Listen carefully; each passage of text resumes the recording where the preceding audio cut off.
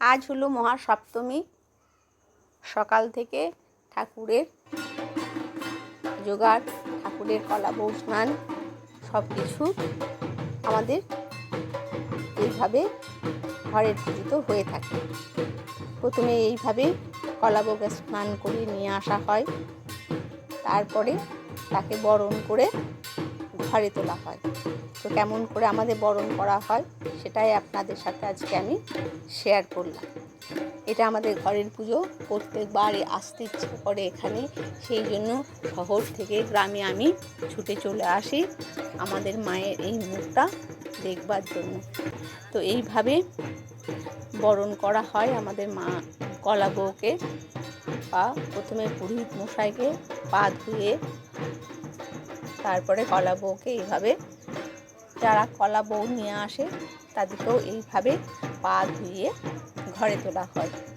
যেমন নতুন বউকে আরতি করে আমাদের ঘরে তোলা হয়, সেইভাবেই আমাদের আচার অনুষ্ঠানের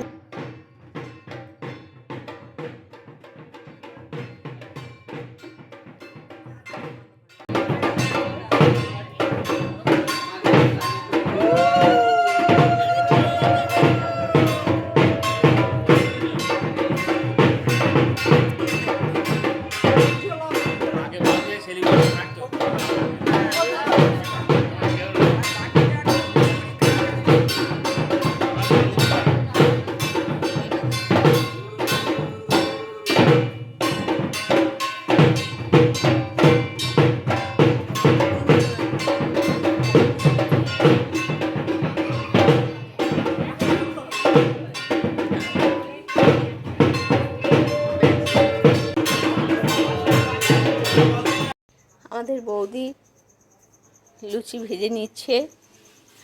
আমাদের অনেক লুচি ভাজতে হয়, কারণ সকলকে প্রসাদ দেওয়ার জন্য, মা দুর্গার ভোগের জন্য দুবেলা ভোগ হয়, তার জন্য সেই জন্য 3-4 জন মিলেই এই কাজটা করতে হয়, কারণ দুবেলা ভোগ হয় সকলকে প্রসাদ দেওয়ার জন্য।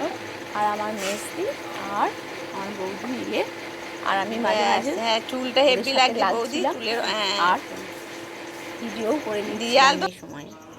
তারপরে আমাদের হবে বলিদান। বলিদানটা আজকে আমাদের এইভাবে চালু তুলি হয় বলেই চালু আমরা কাটি, তখন লম্বা করে কেটে থাকি। তো বলিদান হয়ে গেল, এবার হবে আমাদের আরতি। এইভাবে আমাদের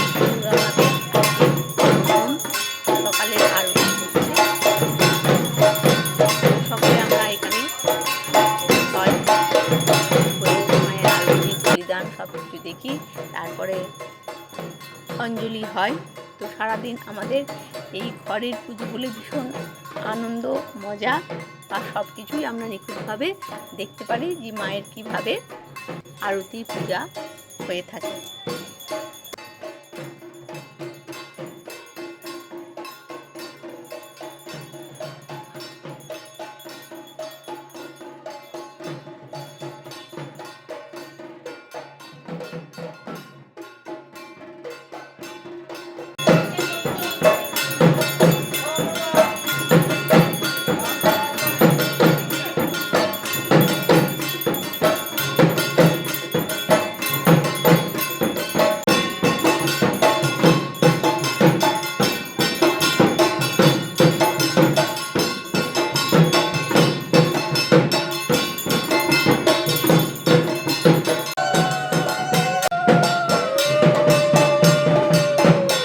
মায়ের আরতি ভোগ হয়ে গেল সব কিছু।